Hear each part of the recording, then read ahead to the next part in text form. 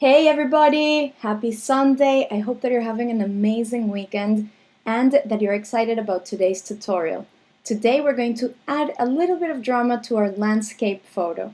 Hi everybody, I'm Giselle Behrens, directly from New York City for Photo TV NYC, live every day at 12 p.m. in English and 3 p.m. in Spanish, helping you make your photos better. Please do remember to subscribe if you do find this tutorial interesting and if you feel that you learned something. This way I can continue giving all of these tutorials for free, helping everybody with their photos and helping them have better photos with the photos you already have. Hit that like button and let's begin. So this is our photo that we're going to be editing today. Thank you to Bocquillod. I hope that I pronounced it correctly, because he provided this photo through UNSPLASH.com, and UNSPLASH.com is a web page where you can download free images for use. I definitely recommend you guys to look for it and to check it out. As you can see, the before is a little bit hazy, and I'm sure that this was the intention of the photographer. Now, for purposes of this tutorial, we will be editing it and making it pop out more. So I'm over here, and on my right I have my live screen. All of the edits and the adjustments that I will be doing are going to be live. I have my phone in my hand, and once you do download the app, you can also download the photo on the download link below, right in the description, and follow along this tutorial, or you can also use one of your own photos. So let's begin. The first thing that I want you to do when you do open Snapseed is hit that big plus button and locate the photo we'll be editing, which today is this one. So it's such a beautiful photo. I just feel that it's a little bit hazy, and even though it's such a subtle intention of the photographer and I absolutely love it, if we do take a photo with our phone or with our camera and it comes out a little bit hazy, we're gonna see some tricks to make it just pop out and give it more saturation. So the first thing I want you to do is go to your tools over here. So just press on tools and you're going to locate HDRscape. Right there, you can see it on your screen. It's a couple of mountains. So HDRscape, just go ahead and press that, and automatically it's going to enhance the photo in an amazing way, especially if you are taking landscapes. Now, I have tried this filter several times, and it really depends on the photo, because every adjustment is going to have its own magic depending on the photo. So if it's a landscape, usually this one works. You can see the before and after any time of the adjustment right here on the upper right, where you have your little icon. So I'm going to go ahead and press that. You can see the before and the after and how the composition completely balances out, especially on this part on the bottom, and making these sun rays even more intensified. So I'm just going to do the before. It looks a little bit flat, and the after, it really starts popping out just by selecting that. So I do want to make sure that there is no polarization on my skies, and polarization is when the image starts pixelating. It usually happens when you have a gradient in the sky, for example, like in this case, you can see that you have some strange lines coming up. So I'm just going to slightly adjust the filter strength, and I'm going to lower it to 37. You can see your adjustments anytime on the top, and you can see that the blue bar fills up depending on how much adjustment you add. So I'm going to leave it on 37 and hit our check mark, which is down at the bottom right. Now that we have a great contrasty photo, we're going to continue with the tools, and we're going to find Tune Image. It's right here on your screen, Tune Image. So go ahead and press that. We're going to start, and we're going to press our thumb to the screen and just drag it up and down, and that's going to pop up a menu with all of the adjustments that we can add. We're going to start from the top to the bottom, and then afterwards maybe have some fun and jump around.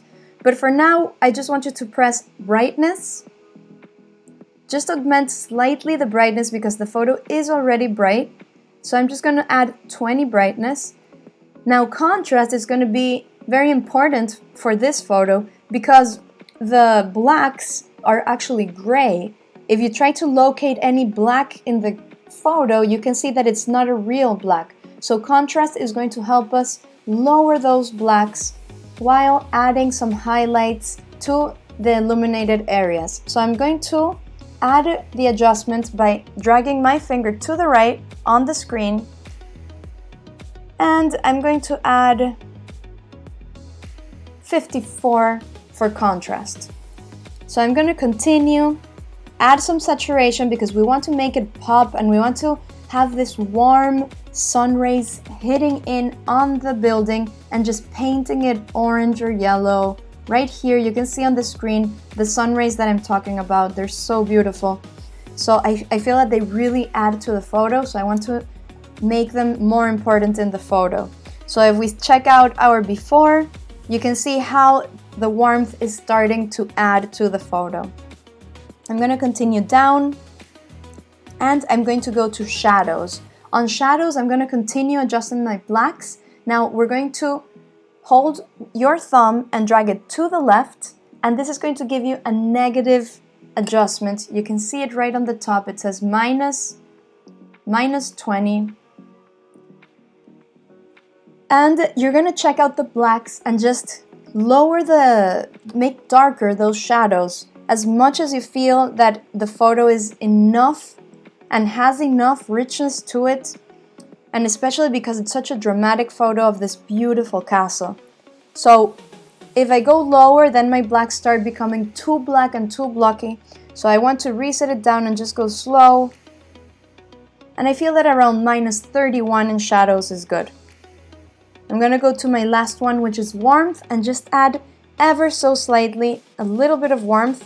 Warmth is going to add a tint of yellow, which is going to add to this dramatic feeling of the sunset and the sun rays hitting on this beautiful castle. Now that we're ready with our general adjustments, go ahead and press your check mark, which is on the bottom right. And we are going to go to vignettes. Whoop, I did that a little bit too fast. Vignettes, you can locate vignettes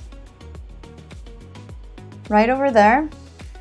So just check on it. Now vignettes, you're going to have a blue dot come out with your finger. You're going to be able to drag it around and see that anything that is outside the white circle is going to become darkened.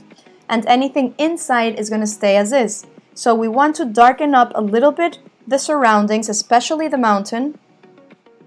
I think around there is good. So I'm leaving it, including all of this area of the castle inside of the circle. So I'm going to check my before and after. It automatically adds minus 50, but I feel that we can go a little bit darker just to give that additional touch of drama. Before and after.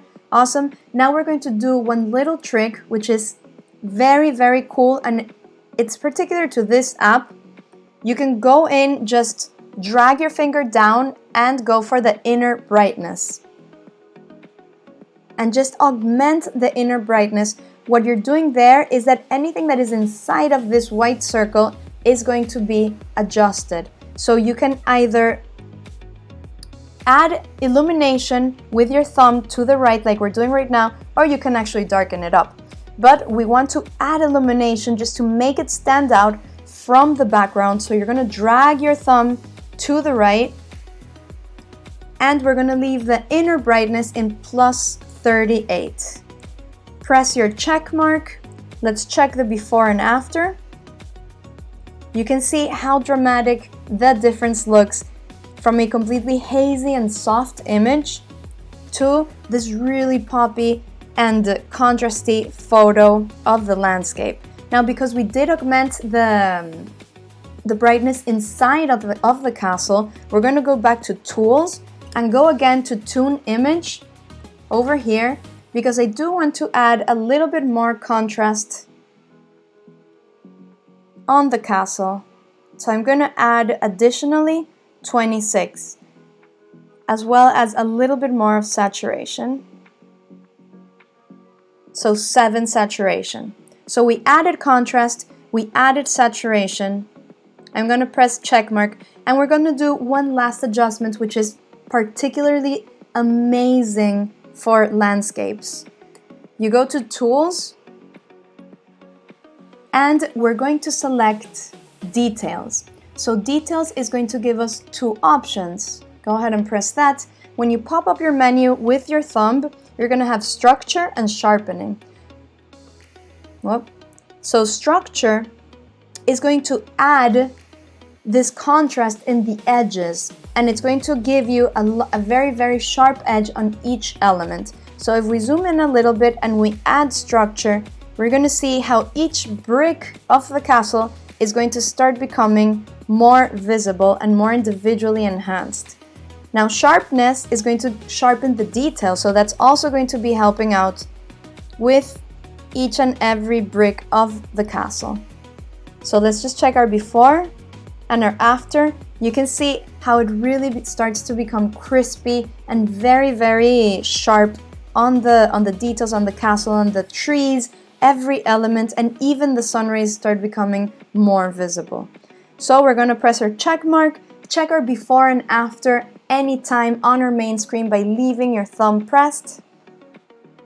Before and after, and you can really see how this photo was enhanced by doing these adjustments. Now these are really easy adjustments. We can, with practice, everybody can become very quick, and we can understand which adjustment needs which adjustment is good for each photo, depending if it's a landscape, if it's a portrait. Follow along on these tutorials because we are doing different types of tutorial for different types of photos. Once we're ready with our photo, which we are, I want you to go ahead and just press export, and you're going to be able to save a copy on your phone or directly share it on social media. So we learned today HDR for landscapes. We learned our general adjustments with a toon image. We learned some vignetting both on the outside to darken the outside and add illumination on the inside. We learned the importance of contrast as well and making sure that our blacks are rich black. And finally, we also learned how sharpening affects our image and how it helps it stand out. So again, you can see our before and after on your screen right now.